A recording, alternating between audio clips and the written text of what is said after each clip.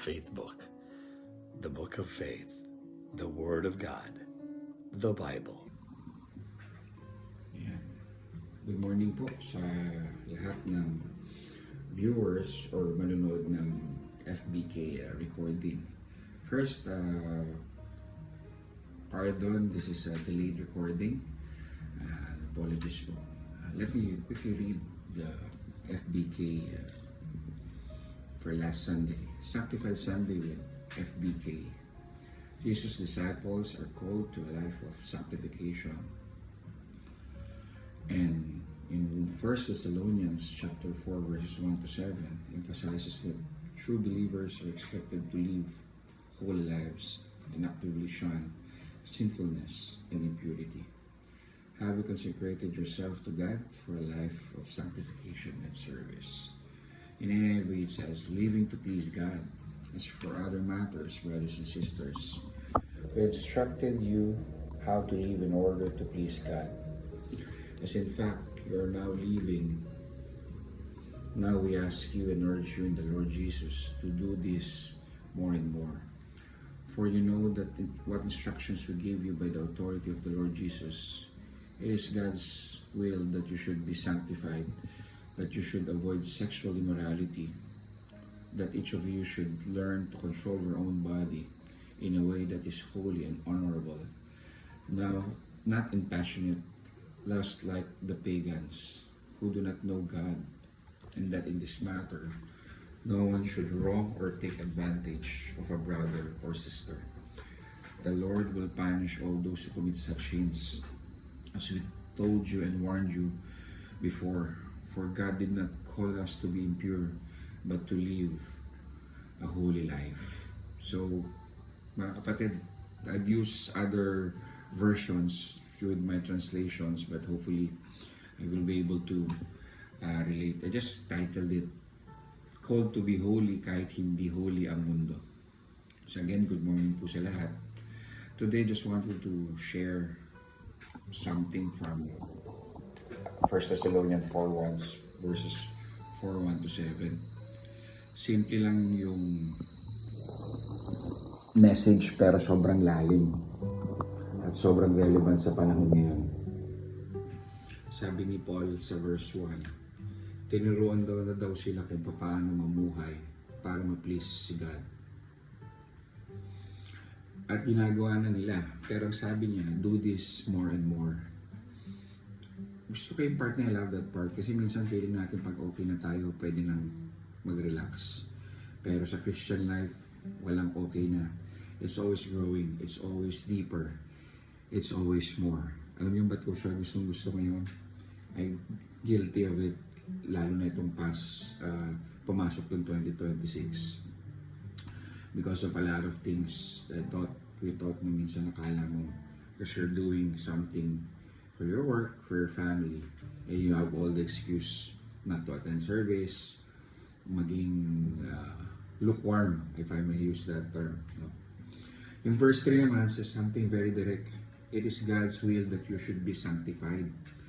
Grabe, no? Ang daming mong nating tanong sa buhay natin. Lord, ano ba will mo sa karir ko? Siya na ba? Dito ba ako sa bansang ito, sa country mag-stay? Or should I retire here? Magbi-business ba ako? Mag-work? Pero dito malinaw na malinaw, God's will is our sanctification or holiness. Ibig sabihin, more than success, more than love life, more than achievements, ang priority ni Lord yung puso natin, yung character natin. And then Paul becomes very specific. He talks about avoiding sexual immorality. Nako. He talks about self-control. He talks about honoring God with our bodies. At dito minsan naging uncomfortable ang topic. Bakit? Kasi sa culture natin ngayon parang normal na lahat. What used to be considered wrong, ngayon accepted na. What used to be private, ngayon content na, pinakakakitaan pa. But the Bible reminds us, just because it's normal doesn't mean it's holy. Tempo ha. So verse 4 says, we should learn to control our own body in a way that is holy and honorable. Learn, no? I like yung learn. I like the word. Ibig sabihin, process siya, hindi automatic.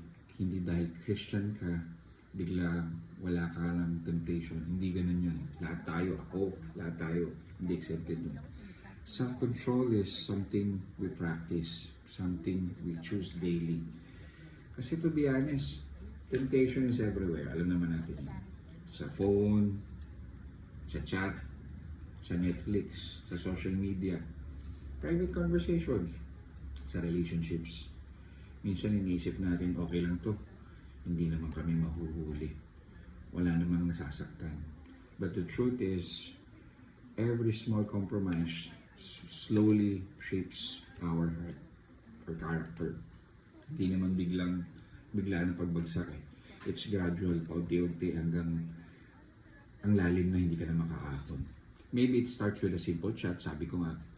Then mas nagiging personal. Then mas nagiging secretive. Hanggang sa napapansin mo, ang layo mo na pala sa dating closeness mo kay Lord. Diba? And here's the thing. God's commands are not meant to restrict us. Then they're meant to protect us. Yan po ang totoo. When God calls us to purity, it's not because killjoy. It's because He knows the emotional damage, the spiritual heaviness, the guilt, the brokenness that comes from living outside His architecture, His design. Sa verse 7, for God did not call us to be impure, but to live a holy life. Called, ibig sabihin, identity natin to. We are not just people trying to be good. We are people called by God. Tinawag tayo eh. And when you understand that you are called, you start living differently. Hindi dahil takot ka mahuli, kundi ayaw mo masaktan ang puso ni Lord. Alam mo, minsan ang tanong natin is, hanggang saan ba pwede? Hanggang saan ba ang limit? But maybe the better question is, does this honor God? Kahit katabi ko si Jesus ngayon, gagawin ko pa rin ba ito? Holiness is not about perfection. It's about direction. Hindi ibig sabihin hindi ka nagkakamali, hindi ibig sabihin hindi ka na matutukso. But it means when you fall, you choose to stand up again. You choose obedience, you choose repentance, you choose growth. And I just want to, if I may, remind everyone, holiness is possible. Kasama po tayo, ako dyan. Lahat tayo hindi malakas tayo. But because God gives grace. If may area ka ngayon na alam mo hindi aligned kay Lord sa will niya, don't run away from Him. Run to Him. Hindi siya shocked, hindi siya surprised. Pero He is concerned because God loves us. God loves you. And siguro practical question, how do we live this out? Una, guard your inputs. Kung ano ang pinapasok mo sa mata at tenga mo, yan ang huhubog sa desires mo. Pangalawa, set boundaries. Hindi masamang umiwas, hindi kahinaan ng paglagay ng limit. Wisdom po yun. Pangatlo, don't fight alone. Talk to someone you trust. Accountability is protection. At higit sa lahat, stay close to God because holiness is not achieved by willpower alone. It flows from relationship. At the end of the day, hindi ang mundo ang standard natin. Hindi ang trend, hindi yung majority. Ang standard natin ay si Lord. It is not so holy world. We are called to be different. Hindi siya weird, judgmental, but set apart. Because when you live a holy life, may peace, totoo naman, may clarity, may freedom. And that kind of life, yun ang buhay na blessing. So today, let's choose holiness, not out of fear, but out of love. Because we are called not to impurity, but to live a holy life. Maraming salamat po, and may God bless us all. Happy Sunday po. God bless.